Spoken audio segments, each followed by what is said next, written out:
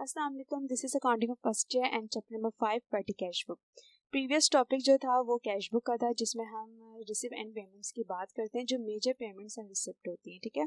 And पेटी cash book बिल्कुल cash book की तरह ही है, बस इसमें क्या होता है कि छोटे छोटे एक्सपेंसेस जो होते हैं या पेटी पेमेंट्स कह लें, उन चीज़ों को हम पेटी कैश बुक में रिकॉर्ड करते हैं, ठीक है। बहुत से बिजनेस जो होते हैं उनमें छोटे छोटे एक्सपेंसेस को इग्नोर कर दिया जाता है, लेकिन बहुत से बिजनेस हैं जिनको छोटे छोटे बिजनेस में छोटे छोटे एक्सपेंसेस को रिकॉर्ड किया जाता है। तो उसको किस बुक में रिकॉर्ड करते हैं, उसको किस तरीके से मेंटेन करते हैं जो छोटे छोटे एक्सपेंसेस होते हैं, तो उसके लिए पेटी cash book accounting system follow किया जाता है। तो पेटी कैश बुक के क्वेश्चन जो एग्जाम्स में आते हैं, लेकिन इसके क्वेश्चन ज़्यादा नहीं आते, जैसे कि एक ईयर में आए हैं तो दूसरे ईयर में नहीं आए, थर्ड ईयर में आए तो फोर्थ में नहीं है, इस तरीके से इसके आते हैं। तो देखते हैं कि इस तरीके के क्वेश्चंस पेपर्स में कैसे होते हैं, किस तरीके से इसको सॉल्व किया जाता है। तो हम देखते हैं question number 1। Mister Umar maintain petty cash book under imprest system for recording petty payments, ठीक है। अच्छा, मैं बता दूं अंडर इम्प्रेस सिस्टम क्या होता है। इम्प्रेस सिस्टम वो होता है कि छोटे छोटे एक्सपेंसेस के लिए एक सर्टेन अमाउंट जो है वो फिक्स कर दी जाती है, कि रिजर्व कर दी जाती है, ठीक है। फॉर एग्जाम्पल कि 10,000 है, वो छोटे छोटे एक्सपेंसेस के लिए हमें रख दें कि भाई इन 10,000 में से छोटे छोटे एक्सपेंसेस जो हैं वो पे होंगे, ठीक है। तो इम्प्रेस सिस्टम वो होता है कि एक सर्टेन अमाउंट जो है वो छोटे एक्सपेंसेस के लिए रख दी जाए, और जो एक्सपेंसेस होते रहें वो उसमें से जो है वो पैसे हम उस पैसे जो रिजर्व हुई हुई अमाउंट है उसमें से हम विड्रॉ करते रहें और एक्सपेंसेस के लिए पे करते रहें। तो आगे देखते हैं क्या है कि 1 March amount receive from cashier to establish petty cash fund 5,000। जैसे कि यहाँ पे दिया हुआ है कि 1 मार्च को अमाउंट एक रिसीव हुई है कैशियर से, जो पेटी कैश फंड के लिए एस्टैब्लिश की गई है 5,000 की, ठीक है। एक सर्टेन अमाउंट उन्होंने कैश रिजर्व कैश पेटी कैश फंड के लिए रख दी कि 5,000 है, और इसमें से छोटे छोटे एक्सपेंसेस जो है वो पे होते रहेंगे। Following are the selected during March 2015, और 2015 की मार्च में ये एक्सपेंसेस हुए हैं जो कि डेट वाइज दिए गए हैं। रिक्वायर्ड में हमसे कहा गया record the above transaction in पेटी कैश बुक, ठीक है। जितनी भी ट्रांजैक्शन है उनको हमने पेटी कैश बुक में रिकॉर्ड करना है। नंबर वो बी जो है इसकी रिक्वायरमेंट वो है make balancing on March 31, 2015 and transfer it on 1 अप्रैल 2015। मतलब वही है जैसे कि हम कैश बुक में बैलेंस करते थे, बैलेंस शीट बैलेंस वीडियो होते थे, इसी तरीके से यहाँ पे बैलेंसेस करने होंगे हमें, ठीक है। अब बस इसका पैटर्न जो है वो थोड़ा डिफरेंट होगा कैश बुक से। तो इसका पैटर्न कुछ इस तरीके से होता है। अच्छा, नेम वगैरह डेट वगैरह जो सबसे ऊपर हम मेंशन करते हैं वो तो एक ही तरीका है सबका। जितने भी आप अकाउंटिंग में टॉपिक्स देखेंगे उसके लिए एक ही पैटर्न है कि पहले जो वो कंपनी का नाम आता है, फिर जो भी हम रिकॉर्डिंग कर रहे थे यहाँ पे जो वो पेटी कैश बुक का फॉर्मेट बनाएंगे तो पेटी कैश बुक लिखा, मंथ कौन सा था, for the month of March 2015, ठीक है। इसका जो पैटर्न होता है वो इस तरीके से होता है।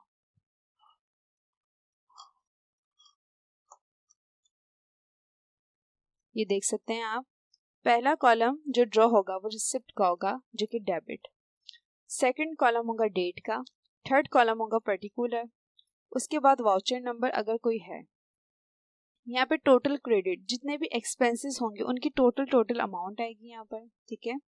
और यहाँ पे मैंने जो कॉलम्स बनाए वो बनाया पोस्टेज का, स्टेशनरी का, कार्टेज का, कन्वेंस का एंड सनराइजेस का, ठीक है। सनराइजेस मतलब जो मिसलेनियस एक्सपेंस होते हैं उनका, ठीक है।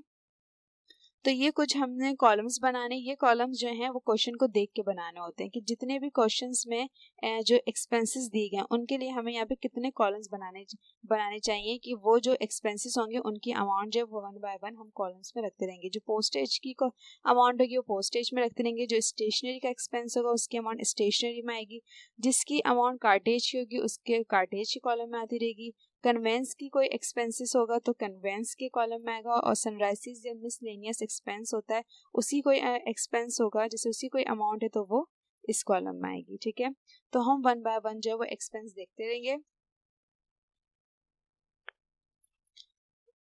और जो हमने पेटी कैश बुक का फॉर्मेट बनाया है उसमें हम अमाउंट्स मेंशन करते रहेंगे, रिकॉर्ड करते रहेंगे।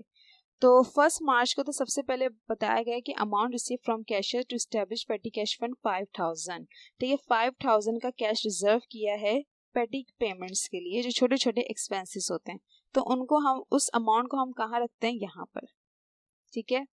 रिसिप्ट जो डेबिट्स लिखा है हमने, यहाँ पे वो अमाउंट आ जाएगी जो पेटी पेमेंट्स के लिए रिजर्व की गई होगी अमाउंट। ठीक है, ये बात याद रखिएगा। फिर इसके बाद ठीक है, और यहाँ पे पर्टिकुलर में ये भी आएगा कि 1 मार्च पेटी कैश फंड,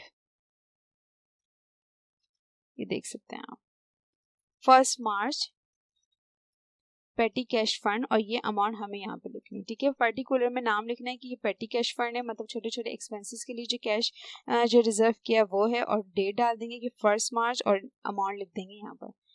अब हम एक्सपेंसेस देखते हैं। तो 2 मार्च 2015 को पे फॉर पोस्टेज स्टैम्प्स, ये पोस्टेज का मतलब जो डाक खाने वगैरह का कोई टिकट वगैरह है जिसके लिए पेमेंट हुई है 80 रुपीज की।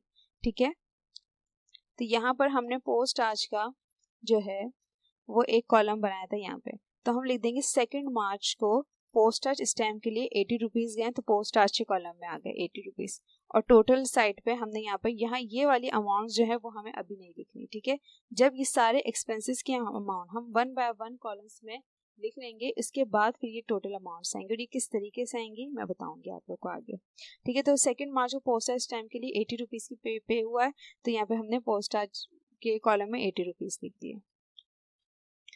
अब 2 मार्च की एक और पेमेंट हुई है पे फॉर स्टेशनरी, स्टेशनरी के लिए 100 रुपीज जो है वो पे किए गए हैं, तो यहाँ पर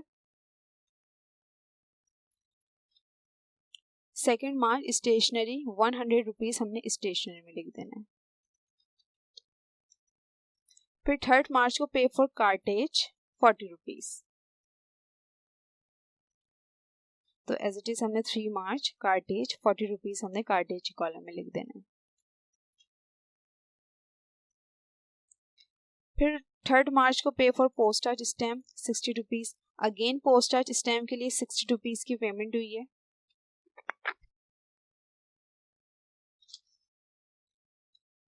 तो यहाँ पे हमने 3 मार्च, ये देख लें, 3 मार्च पोस्टाज स्टैम्प 60 रुपीज पोस्टाज स्टैम्प के कॉलम में आ गए।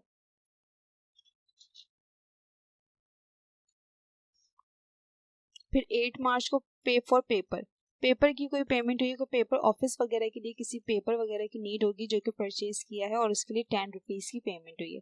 तो पेपर वगैरह या पेन्स वगैरह हो गए या इंक वगैरह हो गई, ये सब स्टेशनरी के जो है वो कॉलम में जाएगा। तो यहाँ पे हमने लिखा 8 मार्च को पेपर के लिए कुछ पे हुआ है 10 रुपीज, स्टेशनरी के कॉलम में हमने रिकॉर्ड कर दिए। फिर 12 मार्च को पे फॉर कार्टेज 60 रुपीज, तो ये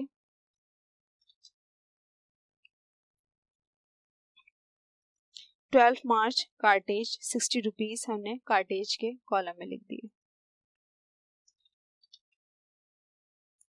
फिर 18 March pay for trips to office peon, office peon को किसी चीज की टिप वगैरह दी है जो कि 20 रुपीज की है। ठीक है, तो ये इसका कोई कॉलम नहीं है। अगर देखा जाए हमने लिखा भाई 18 March trip to office peon 20 rupees, तो यहाँ पे पोस्टेज में हम नहीं लिख सकते, स्टेशनरी का कोई स्टेशनरी थोड़ी है, अगर हम ट्रिप वगैरह दें प्यून को तो स्टेशनरी का यहाँ पे कोई काम नहीं है। कार्टेज में भी ये नहीं आ सकता, कन्वेंस का भी इससे कोई लिंक नहीं है। लेकिन तो इसका जब इन कॉलम से लिंक ही नहीं है तो उसको हम सनराइजेस या मिसलेनियस एक्सपेंस में रिकॉर्ड कर देंगे। तो ये 20 रुपीज मैंने सनराइजेस में कर दिए।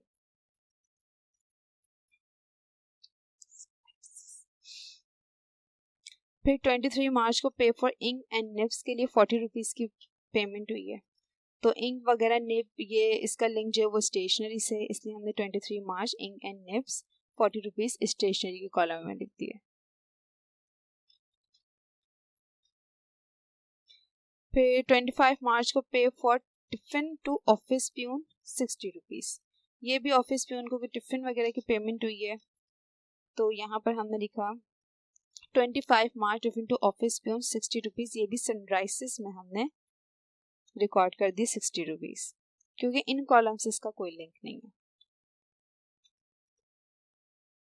26 मार्च pay for train fare 500, train वगैरह का कोई किराया वगैरह पे हुआ जो कि 500 का है, तो इसकी अमाउंट जो है वो कन्वेंस में आएगी क्योंकि इसका लिंक कन्वेंस के कॉलम से।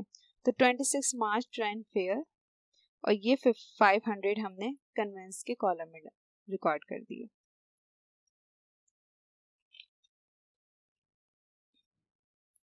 फिर 28 मार्च को बस फेयर दिया 40 रुपीज़, बस वगैरह का किराया वगैरह पे हुआ, ये भी कन्वेंस के कॉलम में आएगा। तो हमने यहाँ पे लिख दिया 28 मार्च बस फेयर 40 रुपीज़, हमने यहाँ पे कन्वेंस के कॉलम में डाल दी। ये वाली अमाउंट्स अभी हम नहीं लिखेंगे, ठीक है, ये एंड में लिखी जाती है जब सारी ट्रांजैक्शंस की जो अमाउंट्स है वो उनके कॉलम्स में जब हम रिकॉर्ड करने के बाद। फिर 29 मार्च को envelope and letter head 60 rupees, ये भी स्टेशनरी का इससे लिंक है, ठीक है। तो 29 March envelopes and letter heads 60 rupees जो है वो हमने स्टेशनरी के कॉलम में लिख दी।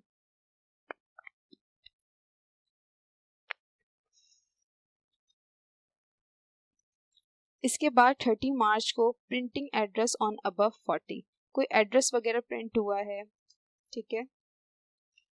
क्या अमाउंट है इसकी? 60 की।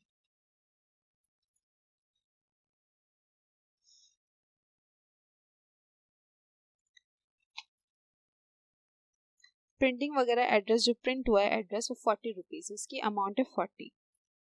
इसको देखते हैं कि हम किस कॉलम में रखते हैं। तो 30 मार्च को प्रिंटिंग एड्रेस 40 रुपीज़ का जो वो हमने स्टेशनरी के कॉलम में लिखना है, इसका जो लिंक है वो स्टेशनरी से।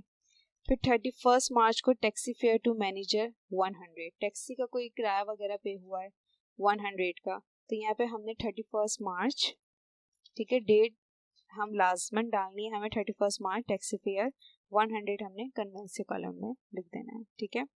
अब हम क्या करेंगे, ये वाली अमाउंट्स अब हम लिखेंगे क्योंकि हमारी ट्रांजेक्शन्स खत्म हो गई हैं, ठीक है। अब हमने देखा कि पोस्टाज स्टैम्प यहाँ पर सिर्फ 80 थी, हमने 80 लिख दिया। स्टेशनरी यहाँ पे और कुछ नहीं है तो सिर्फ 100, ठीक है। अब हम टोटल लिखते रहेंगे कि पोस्टाज स्टैम्प का टोटल अमाउंट कितना था, स्टेशनरी का टोटल अमाउंट कितना था, ठीक है। तो इसका कार्टेज का 40 था, पोस्टेज स्टैम्प का जो था वो 60 था, पेपर 10 था, कार्टेज का 60 था, ठीक है। Trip to office peon 20, ink and nibs 40, tiffin to office peon 60, train fare 500, bus fare 40 rupees, envelope and letter heads 60 rupees, printing address 40 rupees, taxi fare 100।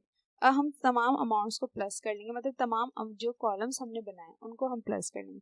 तो पहले ये तमाम अमाउंट्स हमने प्लस करी तो आया 1210 रुपीज़। फिर पोस्टाज इसका जो कॉलम था पोस्टाज का, उसके कॉलम को हमने जब टोटल किया तो 140 रुपीज़ आया। स्टेशनरी के कॉलम को हमने टोटल किया तो 250 रुपीज़ आया। कार्टेज के कॉलम को हमने टोटल किया तो 100 आया। कन्वेंस के कॉलम को हमने टोटल किया तो 640 रुपीज़ आया। सनराइजेस के कॉलम को हमने जब टोटल किया तो 80 रुपीज़ आया, ठीक है। अब इसके बैलेंसेस किस तरीके से करते हैं, जिस तरीके से हम कैश बुक में करते थे बिल्कुल एज इट इज़ वैसे ही होगा। यहाँ पे हमने क्या करा भाई, ये जो रिसिप्ट के 5000 थे, ठीक है, ये रहे रिसिप्ट के जो 5000 थे, इसको एज इट इज़ हमने यहाँ नीचे एज इट इज़ लिख देना है जहाँ पे हमारी ये ट्रांजेक्शन्स खत्म हो रही हैं, जहाँ पे हमने इन तमाम एक्सपेंसेस को टोटल किया है। यहाँ पे हमने वो अमाउंट भी लिखनी है जो इस एक्सपेंसेस के लिए हमने सबसे पहले रिसीव की थी, ठीक है। तो ये 5000 जो है इन एक्सपेंसेस के लिए हमने रिसीव की थी, लेकिन हमारे एक्सपेंसेस जो हुए हैं वो 1210 रुपीज़ के हैं, ठीक है। तो हम क्या करेंगे कि इस 5000 को हमने यहाँ पे भी लिखना है और हमने यहाँ पे भी लिखना है, याद रहे यहाँ पे भी लिखना है, ठीक है। फिर इस 5000 को 1210 रुपीज़ से माइनस किया, जो इसका डिफरेंस आया वो आया 3790 रुपीज़। तो ये हमारा बैलेंस सीडी हो गया जो कि 31 मार्च का है, ठीक है। एंड यहाँ पर हमने बैलेंस बीडी, यही डिफरेंस वाली अमाउंट हमने यहाँ पे लिखनी है और ये हमारा बैलेंस बीडी हो गया। याद रहे कि जब हम इसका टोटल करेंगे तो इसी के सामने हम उस अमाउंट को भी रखेंगे जो इन एक्सपेंसेस के लिए डिपॉजिट थी जो रिसीव की थी हमने, ठीक है। फिर इसी अमाउंट को दोनों जगह हमने सेम जगह पे हमें रखना है 5000 को। फिर जो रिजर्व की थी अमाउंट उसको उस अमाउंट से माइनस करना है जितने इस महीने या इस साल जो वो एक्सपेंसेस हुए, ठीक है। तो यहाँ पे जो एक्सपेंसेस हुए थे वो 1210 रुपीज़ के हुए थे। 5000 की जो है अमाउंट इन एक्सपेंसेस के लिए रिजर्व की गई थी, लेकिन एक्सपेंसेस हमारे हुए 1210 के। तो हमने जब इसको माइनस किया तो जो डिफरेंस आया वो आया 3790। तो इसको हमने यहाँ पे बैलेंस बीडी करना है, इसको यहाँ पे हमने बैलेंस बीटी करना है। बैलेंस सीडी में जो वो 31 मार्च डेट आएगी एंड बैलेंस बीडी में नेक्स्ट मंथ की फर्स्ट डेट आती है। तो मार्च के जो नेक्स्ट मंथ है वो अप्रैल है, तो 1 अप्रैल बैलेंस बीटी। ठीक है, ये पैटर्न, ये फॉर्मेट बिल्कुल याद रखना है। जितने भी क्वेश्चंस होते हैं पेटी कैश बुक के, यही फॉर्मेट और यही पैटर्न जो है वो फॉलो किया जाता है। ठीक है, तो आपका क्वेश्चन नंबर 1 में जो रिक्वायरमेंट थी वो बस यही थी कि जितनी भी ट्रांजैक्शन है उनको पेटी कैश बुक में रिकॉर्ड करना है एंड बैलेंसिंग भी करना है। इसी तरीके से जैसे कैश बुक में था बैलेंस करना है, इसी तरीके से यहाँ भी बैलेंस करना है। अगर हमें रिक्वायरमेंट में ना कहा जाए, सिर्फ ये कहा जाए कि सिर्फ सारी ट्रांजेक्शन जो है वो पेटी कैश बुक में रिकॉर्ड करना है, लेकिन फिर भी हमें बैलेंस लाजमी करना है। तो क्वेश्चन नंबर 1 जो है वो आप लोग का कंप्लीट हो गया है।